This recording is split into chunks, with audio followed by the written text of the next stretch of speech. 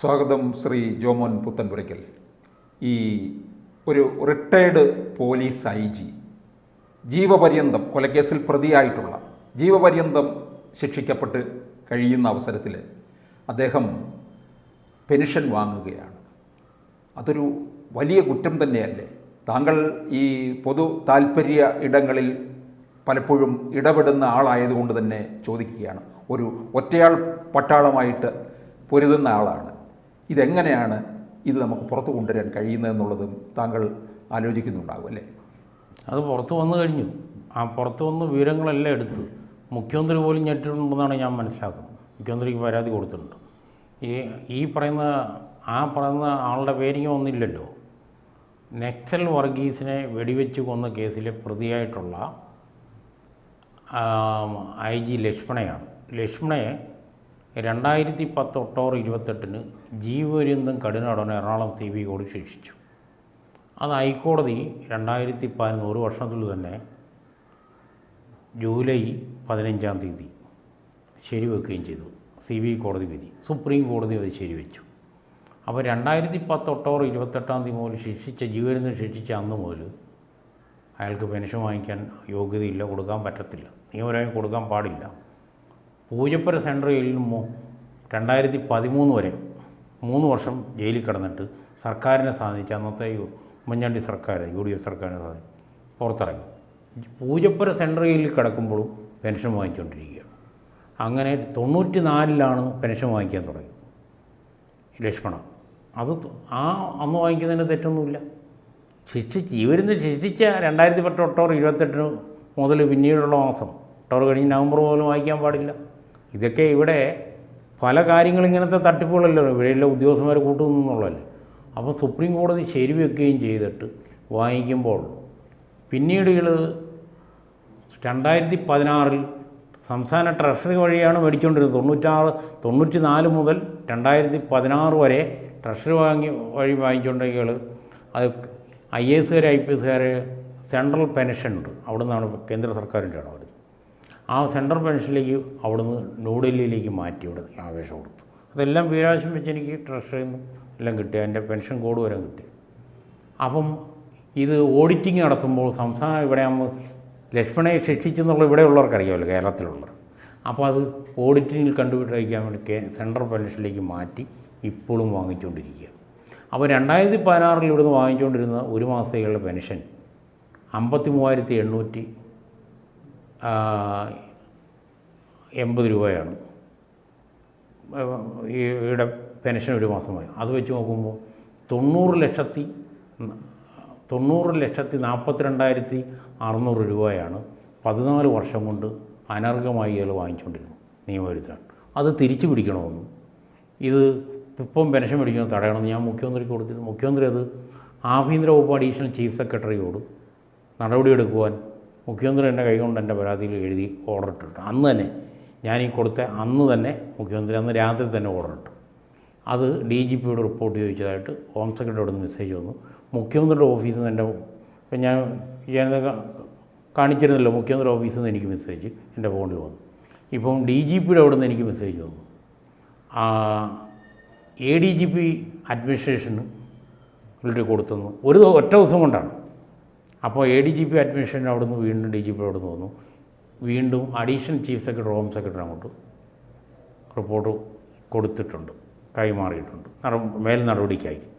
ഇപ്പോൾ chief secretary ഓഫീസിലാണ്. ഞാൻ ചീഫ് സെക്രട്ടറി അവിടെ അഡീഷണൽ സെക്രട്ടറി ഞാൻ കണ്ടിരുന്നു, IAS ഗോകുമാറിനെ കണ്ടിരുന്നു, ഗോകുമാർ IAS ഞാൻ സംസാരിച്ചിരുന്നു. അപ്പോൾ അത് നടപടി വരും. അവിടെ പേഴ്സണൽ മന്ത്രാലയത്തിൻ്റെ കീഴിലാണ് പെൻഷൻസ്.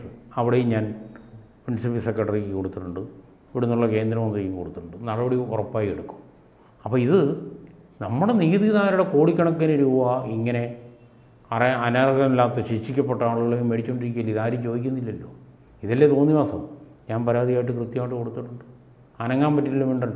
ഇത്രയും വിവരങ്ങൾ കളക്ട് ചെയ്ത് ആർക്ക് കൊടുക്കാൻ പറ്റും? വിവരങ്ങളെല്ലാം കൃത്യമാണ്. മാത്രമല്ല അയാളെ ശിക്ഷിക്കപ്പെട്ട ആളെ ഒരു ഭീഷണിയുമില്ലാതെ നേരത്തെ മുതൽ വണ്ടം കണ്ട് മുതൽ റിട്ടയർ ചെയ്ത മുതൽ 2 പോലീസുകാരെ വീട്ടിൽ നിർത്തിയിരിക്കുകയാണ്. ആ പോലീസ് സംരക്ഷണം എന്നുള്ള ഇൻ്റലിജൻസ് മേധാവിയോട് നിന്നാണ് കൊടുക്കുന്നത്. ഇൻ്റലിജൻസ് മേധാവിയുടെ വിജയനോട് ഞാൻ വിളിച്ച് ശ്രദ്ധപ്പെടുത്തിയിട്ടുണ്ട്. അതിന് വേറെ സെപ്പറേറ്റ് വരാതെ കൊടുക്കും. രണ്ട് വകുപ്പാണ്. അപ്പം ജീവപര്യന്തം ശിക്ഷിക്കപ്പെട്ട ഒരു കുറ്റവാളി ശിക്ഷ അനുഭവിച്ച് സെൻട്രലിൽ നിന്ന് വന്നിട്ട് വീട്ടിൽ 2 പോലീസുകാർ കൊടുക്കും. റിട്ടയർഡ് DGP ആയിട്ട് എന്നുള്ളവർക്ക് പോലും പോലീസ് സംരക്ഷണമില്ല, പോലീസുകാരെ കൊടുത്തിട്ടില്ല. ഇത് വീട്ടിൽ ജോലിക്ക് നിർത്തിയിരിക്കുകയാണ്. ഇയാൾക്ക് ഒരു സർവൻ്റ് പോലും വീട്ടിലില്ല. ഭാര്യ മരിച്ചിട്ടുണ്ട്, 1 വർഷം മുമ്പ് ഭാര്യ മരിച്ചു. അപ്പോൾ ഒരാൾ പോലും വീട്ടിൽ ജോലിക്കാരില്ല. 2 പോലീസുകാരാണ്. ഒരാളുടെ ഡ്യൂട്ടി കഴിയുമ്പോൾ അടുത്ത ആൾ വരും. കവടിയാറിലാണ് താമസിക്കുന്നത് ലക്ഷ്മണൻ. അപ്പോൾ 2 പോലീസുകാരെ കൊടുത്തിട്ട് പോലീസുകാർ സർക്കാരിൻ്റെ ഖജനാവിൽ നിന്ന് ലക്ഷക്കണക്കിന് രൂപയിലെ പോലീസുകാർ വീട്ടിൽ ജോലി ചെയ്യുകയും ചെയ്തു. ഇതൊക്കെ ചോദിക്കാനും പറയാൻ ആരുമില്ലെന്ന് പറഞ്ഞാൽ പരാതി വേണ്ടതല്ലേ. ഇവിടെ ഞാനത് വെളിപ്പെടുത്തിയിട്ടുണ്ട്. അതാണ് അതിനും നടപടി വേണ്ടി വരും. 90 വയസ്സായി, 89 വയസ്സ് കഴിഞ്ഞു, 90 വയസ്സായി. ലക്ഷ്മണൻ മരിച്ചു പോയെന്ന് പറയുന്നത് ഇപ്പോഴും ജീവിച്ചിരിപ്പുണ്ട്. അപ്പം ഇതൊക്കെ ശരിയായ കാര്യം ആണ്. പല്ലും ധരിച്ചത് ഞാൻ ഫേസ്ബുക്കിലിട്ടപ്പം മരിച്ചു പോയെന്ന് പറഞ്ഞ് പലരും എന്നെ വിളിച്ചു. അപ്പോൾ ഞാൻ പറഞ്ഞു എൻ്റെ വീട്ടിലേക്കുള്ള വഴി എനിക്ക് പറഞ്ഞു തരല്ലേ. ആദ്യം എൻ്റെ വീട് എവിടെയാണെന്ന് അന്വേഷിച്ചിട്ട് എൻ്റെ വീട്ടിലേക്ക് പോകാം. ഞാൻ വെള്ളം അടിച്ചിട്ട് കോൺ തെറ്റിയാണ് വീട്ടിലോട്ട് പോകുമ്പോൾ വഴി കാണിക്കാമല്ലോ. ഞാൻ വെള്ളം അടിക്കാറില്ല, അത് വേറെ കാര്യം. അപ്പോൾ ഈ പെൻഷൻ ഇപ്പോഴും മേടിച്ചുകൊണ്ടിരിക്കുകയാണ്. അത് കൃത്യമായിട്ട് വിവരം കിട്ടില്ല. അതിനകത്ത് അപ്പോൾ വീഴ്ച പറ്റിയിരിക്കുന്നത് ഇത് കൊടുത്ത വകുപ്പിനും വീഴ്ച പറ്റുന്നു. എല്ലാം ഉണ്ടല്ലോ. വകുപ്പിനിപ്പം ഞാൻ ചോദിച്ചോട്ടെ, ആ പെൻഷനില്ലേ എന്നെ മറ്റേ ക്ഷേമ പെൻഷൻ സർക്കാർ ജീവനക്കാരൻ പോലും മേടിച്ചുകൊണ്ടിരിക്കുകയല്ലേ. ഒരു തൊഴിലുമില്ലാത്ത, ഒരു ആശ്രയം, ഒരു ഗതിയും പരഗതിയും ഇല്ലാത്തവർക്ക് സർക്കാരിൻ്റെ താഴെത്തട്ടിലുള്ള പാവപ്പെട്ട ആയിട്ടുള്ള റിട്ടയർ ചെയ്ത പ്രായം ചെന്ന ആളുകൾക്ക് ക്ഷേമ പെൻഷൻ കൊടുത്ത് ലക്ഷക്കണക്കിന് ഓരോ വകുപ്പിനും PWDയിലാണ് ഏറ്റവും കൂടുതലെന്ന് പറഞ്ഞു. അവരെ ഇപ്പോൾ സസ്പെൻഡ് ചെയ്തിരിക്കുക. ധനമന്ത്രി ബാലഗോപാലിൻ്റെ നമ്മുടെ സുഹൃത്താണ്. പുള്ളി പറഞ്ഞ ഇവരെയൊന്നും പേര് വെളിപ്പെടുത്തിയാലും എന്തിനാ. അപ്പം ഞാൻ ആരോടൊരു വകുപ്പിലെ സെക്രട്ടറിയോട് പറഞ്ഞു, എനിക്ക് പലരെയും ബലാത്സംഗം ചെയ്യണമെന്നും കൊലപാതകം നടത്തുന്നതുമുണ്ട്. എൻ്റെ പേര് വെളി വരികയില്ലെങ്കിൽ ഞാനത് പേര് പത്രത്തിൽ വരുമെന്ന് പേടിച്ചിട്ടാണ് ഞാൻ ഈ കുറ്റവും തെറ്റൊന്നും ചെയ്യാതെ പേടിച്ചിങ്ങനെ ഇരിക്കുന്നത്. അങ്ങനെ ഒരുപാട് ആളുകളുണ്ട്. അപ്പം കുറ്റകൃത്യം ചെയ്യുന്ന ആളുകൾ പറ്റി ഒന്നും ഒരു വിവരവും പത്രത്തിലും TV യിലും പേര് വരികയില്ലെങ്കിൽ അവർ കുറ്റകൃത്യം ചെയ്തുകൊണ്ടിരിക്കും. അപ്പോൾ അതെങ്ങനെ പറ്റും എന്ന് തമാശയായിട്ട് ഞാൻ ചോദിച്ചു. അപ്പോൾ ആ IAS ഉദ്യോഗസ്ഥൻ ചിരിയോടി ചിരി. അപ്പോൾ നമ്മളിവരുടെ വിവരങ്ങൾ വെളിവിടണ്ടേ, എങ്കിലില്ല നാളുകളിൽ വരുള്ളൂ. അപ്പോൾ ഇവരുടെ പേരിലുള്ള നടപടി എന്നാ പറയണം, ക്ഷേമ പെൻഷൻ മേടിച്ചുകൊണ്ടിരിക്കുന്നു, തോന്നിയ ദിവസം കാണിക്കുന്നു. ഇപ്പം നടപടി വരുമെന്നാണ് പറഞ്ഞിരിക്കുന്നത്. അപ്പോൾ അത് ബാലപോലെ കാണിച്ച മണ്ടത്തരമാണ്. അവരുടെ പേര് വീടുള്ളതെന്ന് ഇങ്ങനെ പറയാൻ പറ്റുന്നു. ഫൈനലായിട്ട് വരുമെന്നായിരിക്കും നമ്മൾ ഉദ്ദേശിച്ചത്. അങ്ങനെ പറയാൻ ഇപ്പോൾ ഈ കഴിഞ്ഞ ദിവസം എന്നാണ് സർക്കാർ ആശുപത്രി OPയിൽ 5 രൂപയായിട്ട് ഇല്ലാത്തതുകൊണ്ട് 10 രൂപ ആക്കിയത്. കടകംപള്ളി സുരേന്ദ്രൻ മുൻ മന്ത്രി പറയുന്ന സോഷ്യൽ മീഡിയകൾ എന്ന് പറയുന്ന പോലെയുള്ള പോകൃതരല്ലേ ഇവർ പറയണം. പാവപ്പെട്ടവനെ എൻ്റെ മുഖത്ത് തൊണി നോക്കി കാണിക്കുന്ന പരിപാടിയല്ലേ പറയുന്നു. ഇവരൊക്കെ ജനപ്രതിനിധിയല്ലേ, എന്ത് കണ്ടോണ്ടോ ഇതൊക്കെ പറയണം. കണ്ടില്ലേ സോഷ്യൽ മീഡിയ കണ്ടില്ലേ. 5 രൂപ എന്ന് പറഞ്ഞാൽ 5 രൂപ പാവപ്പെട്ടവന് ഒരു സർക്കാർ ചീട്ടെടുക്കുന്നതിന് OP ടിക്കറ്റ് എടുക്കുന്ന 5 രൂപ എന്നുള്ളത് നേരെ 10 രൂപ ആക്കുന്നുണ്ട്. 10 രൂപ ആക്കിയതിന് ശേഷം പിന്നെയും കൊഞ്ചനം കാണിക്കുന്നു. 5 രൂപ ആയിട്ടില്ല. 5 രൂപ ഇല്ലെങ്കിൽ 10 രൂപയും അതേ തന്നെയല്ലേ, കിട്ടാൻ ബുദ്ധിമുട്ടല്ലേ. ആര് പറഞ്ഞാൽ 5 രൂപയുടെ കോയിനില്ലേ ഇഷ്ടം പോലെ. നമ്മുടെ എല്ലാം ഏറ്റവും കൂടുതൽ കോയിനുള്ള 5 രൂപയുടെയാണ്. അപ്പോൾ എന്ന് പറഞ്ഞ പോലെയാണ് ഓരോ തോന്നിവാസങ്ങൾ പറയുന്നത്. നീതി ഖജനാവിൽ പൈസ ഇല്ലെന്നും അതുകൊണ്ട് എന്നാ പറയണോ വയനാട്ടിൽ ദുരിതം ഉണ്ടാകുക കേന്ദ്ര സർക്കാർ പൈസ തരുന്നതിൽ പറഞ്ഞ് ഇവിടെ കരഞ്ഞുകൊണ്ടിരിക്കും. അപ്പോൾ ഈ ലക്ഷ്മണൻ വാങ്ങിയ ഈ പണം മുഴുവൻ തിരികെ അടയ്ക്കേണ്ടി വരും. ഉറപ്പായിട്ടും തിരിച്ചടയ്ക്കണമല്ലോ. ഇതുമായി ബന്ധപ്പെട്ടവർ എന്നോട് പറഞ്ഞു അടച്ചിരിക്കും, തിരിച്ചു പിടിച്ചിരിക്കും, ഇപ്പോൾ കൊടുത്തുകൊണ്ടിരിക്കുന്നത് തടഞ്ഞിരിക്കും എന്ന് പറഞ്ഞിരിക്കുക. ചീഫ് സെക്രട്ടറി ഓഫീസ് എന്നോട് പറഞ്ഞു. അല്ലെ, അതിപ്പോൾ പോലീസ് ഡിപ്പാർട്ട്മെന്റിന് വീഴ്ചയുണ്ടോ ഇതിനകത്ത്? ആർക്കൊക്കെയാണ്? അല്ല, പെൻഷൻ കൊടുക്കുന്നത് ഡിപ്പാർട്ട്മെന്റ് വേറെയാണ്. പെൻഷൻ കൊടുക്കുന്നത് ഈ പറയുന്ന പെൻഷൻ ട്രഷറിയാണ്. ട്രഷറി ഡയറക്ടറായിട്ടുള്ള സാജനോട് ഞാൻ വിളിച്ച് ശ്രദ്ധപ്പെടുത്തി. ആ സാജൻ പറയാണ്, അയ്യോ നമ്മുടെ കാര്യമല്ല, നമുക്കിവിടെ ഒന്നും അറിയാൻ പറ്റും. അവിടെ തന്നെ ഞാൻ ചോദിച്ചു, വെറുതെ അല്ല ഈ ട്രഷറി കാലിയാണെന്ന് ചോദിച്ചു.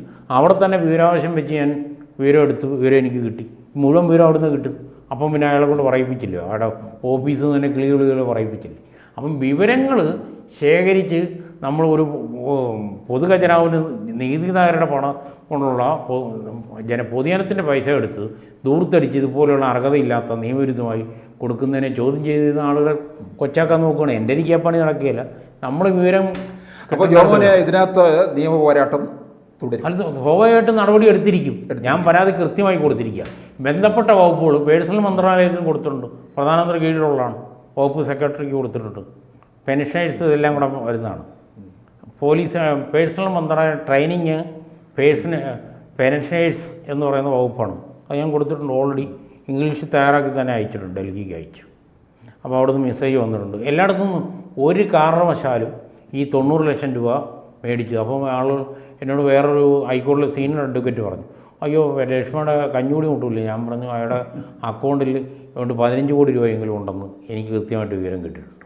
അപ്പോൾ അക്കൗണ്ടിൽ 15 കോടി രൂപ ഉണ്ട്. അതുകൊണ്ട് വിഷമിച്ചു. അപ്പോൾ എന്തായാലും ഐ ജി ലക്ഷ്മണനെ പൂട്ടിയിരിക്കും, റിട്ടയർഡ് ഐ ജി ലക്ഷ്മൺ പൂട്ടിയിരിക്കുന്നതിൻ്റെ നമുക്കങ്ങനെ വിരോധത്തിൻ്റെ പ്രശ്നമല്ല. ഒരാളും അർഹതയില്ലാത്തവർ. ഇപ്പം ഞാൻ ചോട്ടെ, നിങ്ങളെല്ലാം മനസ്സിലാക്കേണ്ട ഒരു കാര്യമാണ്, ചെറിയൊരു വകുപ്പ് തല അന്വേഷണം നടക്കുന്നവരെ പോലും പെൻഷൻ തടയണം. റിട്ടയർ ചെയ്തും പെൻഷൻ കിട്ടുന്നില്ല.